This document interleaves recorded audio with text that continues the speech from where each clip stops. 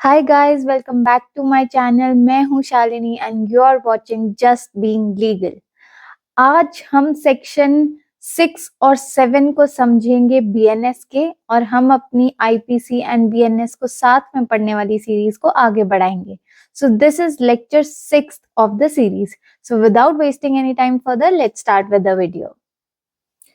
सो guys, जो आज आपका हमारा फर्स्ट सेक्शन है वो है सेक्शन 6 ऑफ बीएनएस। इसको हम पढ़ेंगे सेक्शन 57 ऑफ आईपीसी के साथ। ओके, सो बेसिकली ये ऑफ पनिशमेंट्स वाले चैप्टर के अंडर आता है एंड ये सेक्शन बात कर रहा है fractions of term of punishment.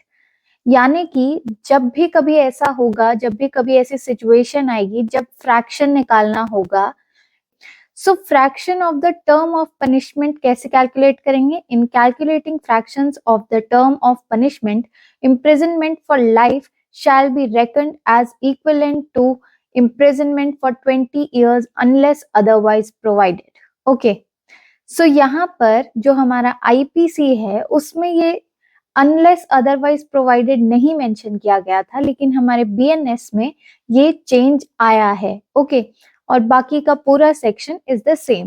So I just hope कि आपको ये समझ आया होगा कि ये कहना क्या चाहता है। यहाँ पर ये कहना चाहता है कि कभी भी लाइफ इम्प्रिजनमेंट का अगर फ्रैक्शन निकालना हो तो हम हमेशा कैसे कैलकुलेट करेंगे? 20 ईयर्स से। ओके, इसका मतलब ये नहीं है, बिल्कुल भी नहीं है कि life imprisonment means 20 years.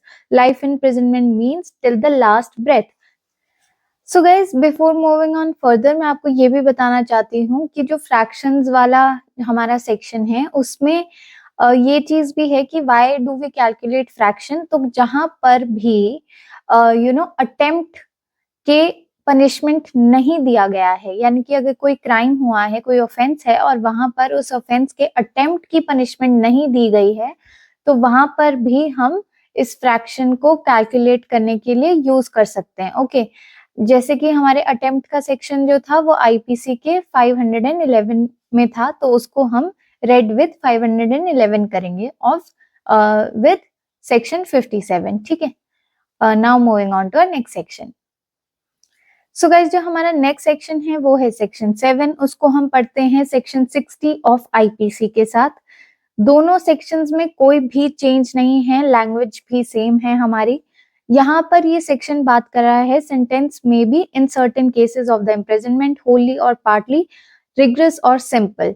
So basically यहाँ पर सिंपल सी चीज कह रहा है कि जब कोई भी इम्प्रिजनमेंट दी जाती है बाय द कॉम्पिटेंट कोर्ट, तो वहां पर या तो उस प्रिजनर को या तो उस एक्यूज्ड को मिल सकती है होली रिग्रेस, यानी कि जब तक उसको जब तक वो जेल में है, जब तक कि उसकी सेंटेंस है, तब तक उसे रिग्रेस इम्प्रिजनमेंट दी जाएगी, यानी कि हार्ड लेबर करना पड़ेगा इनसाइड द जेल।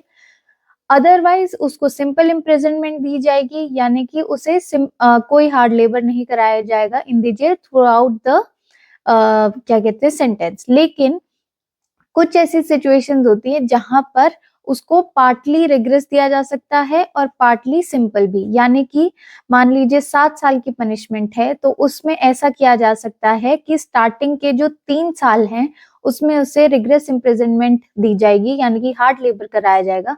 उसके बाद जो जितने भी साल बचते हैं उसमें उससे सिर्फ सिंपल इम्प्रिजनमेंट दी जाएगी, कोई हार्ड लेबर नहीं कराया जाएगा। तो ये सेक्शन सिर्फ यही बात कर रहा है। सो गाइस, आज की हमारी वीडियो सिर्फ इन 2 सेक्शंस के बारे में थी। So thank you so much for listening to me. Kindly like, share and subscribe to my channel and all the best. See you in the next video.